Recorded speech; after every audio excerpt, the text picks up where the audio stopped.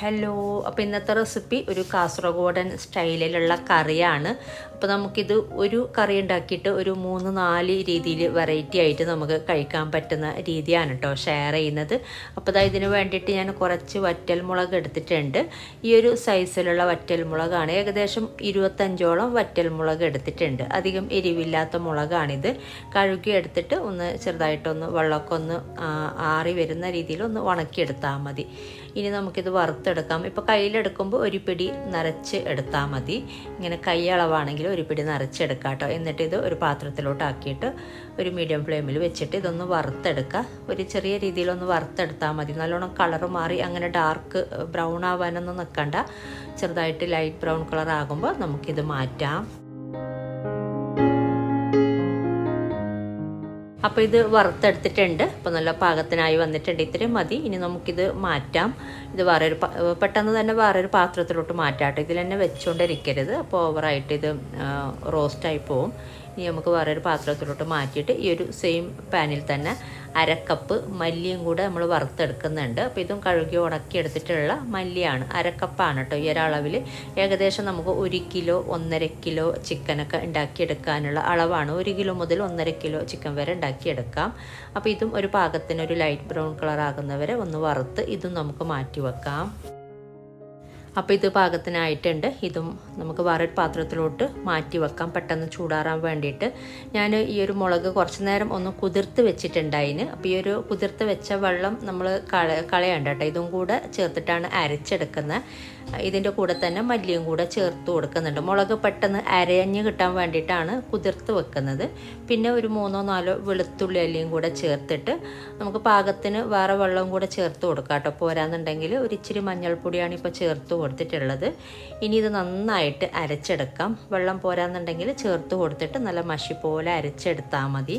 ഇതിപ്പോൾ ഞാൻ നന്നായി അരച്ചെടുത്തിട്ടുണ്ട്. ഗ്രൈൻഡറിലാണെങ്കിൽ ഗ്രൈൻഡറിൽ അരച്ചെടുക്കാം. അപ്പോൾ ബ്ലെൻഡറിൽ ഇതുപോലെ നന്നായിട്ട് അരഞ്ഞ് കിട്ടുന്നുണ്ടെങ്കിൽ ഇതുപോലെ മിക്സിയുടെ ബ്ലെൻഡറിൽ തന്നെ നന്നായിട്ട് തന്നെ അരച്ചെടുത്താൽ മതി പാകത്തിന് വെള്ളം ചേർത്തിട്ട്.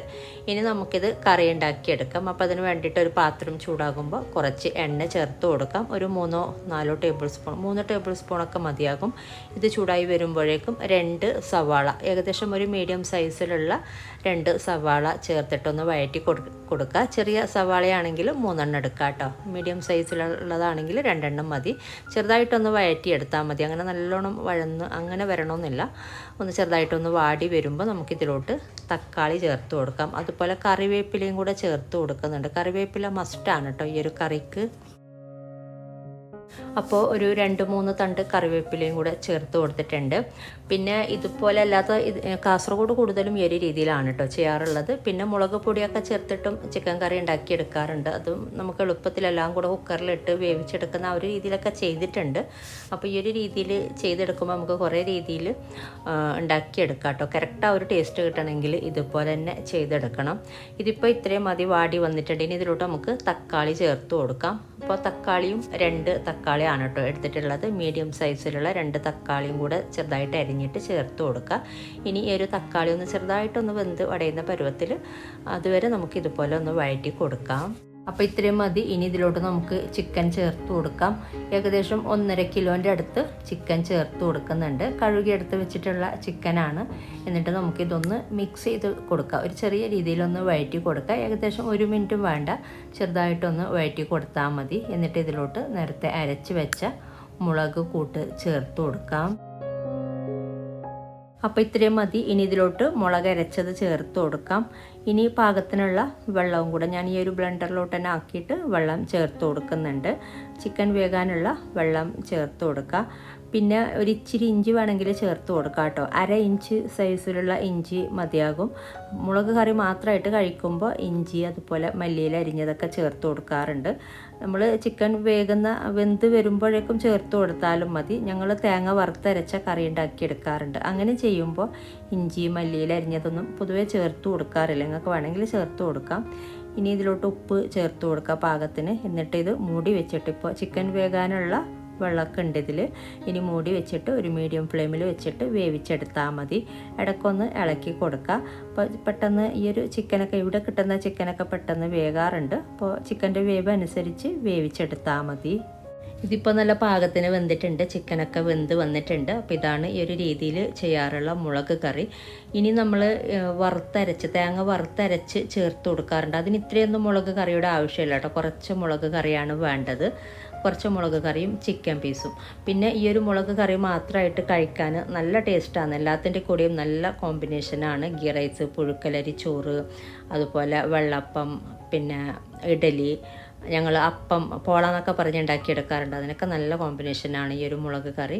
അപ്പോൾ ഞാനൊരു ഇച്ചിരി മല്ലിയിൽ അരിഞ്ഞത് ചേർത്ത് കൊടുത്തിട്ടുണ്ട്. നേരത്തെ പറഞ്ഞ പോലെ മുളക് കറി മാത്രമായിട്ട് കഴിക്കുമ്പോൾ കുറച്ച് മല്ലിയിൽ അരിഞ്ഞതും അതുപോലെ ഇഞ്ചി ക്രഷ് ചെയ്തത് വേണമെങ്കിൽ എരിവിന് ഒരു 1-2 പച്ചമുളകൊക്കെ ചേർത്ത് കൊടുക്കാം വേണമെന്നുണ്ടെങ്കിൽ. അല്ലാതെ ഞങ്ങൾ തേങ്ങ വറുത്തരച്ച് ഉണ്ടാക്കിയെടുക്കുന്ന കറി ഉണ്ടാക്കിയെടുക്കുമ്പോൾ ഒന്നും ചേർക്കാറില്ല കേട്ടോ. അപ്പോൾ അതിന് വേണ്ടിയിട്ട് കുറച്ച് മാറ്റി വെച്ചിട്ട് ബാക്കിയുള്ളതിലോട്ട് ഈ കാര്യങ്ങളൊക്കെ ചേർത്ത് കൊടുത്താൽ മതി.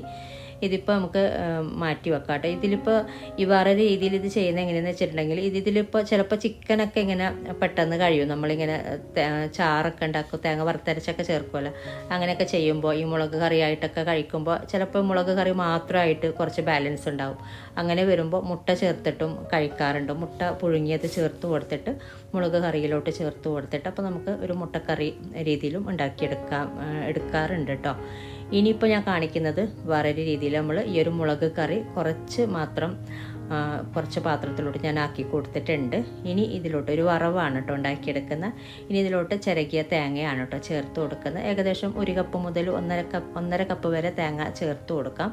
എന്നിട്ടിത് മിക്സ് ചെയ്തിട്ട് ഒന്ന് തിളപ്പിച്ചെടുക്കാം. മീഡിയം ഫ്ലെയിമിൽ വെച്ചിട്ട് ഒന്ന് തിളപ്പിച്ച് ഇതൊന്ന് വറ്റിച്ചെടുക്കണം. മുളക് കറി ഒരുപാട് ചേർത്ത് കൊടുക്കണ്ട, പാകത്തിന് ചേർത്ത് കൊടുത്താൽ മതി. അതുപോലെ തീരെ ഇല്ല തേങ്ങ മാത്രം കൂടുതൽ ചേർത്ത് കൊടുക്കുമ്പോൾ ടേസ്റ്റിൽ മാറ്റം വരും. ഇനി ഇത് തിളപ്പിച്ച് വറ്റിച്ചെടുക്കുകയാണ് കേട്ടോ ചെയ്യുന്നത്.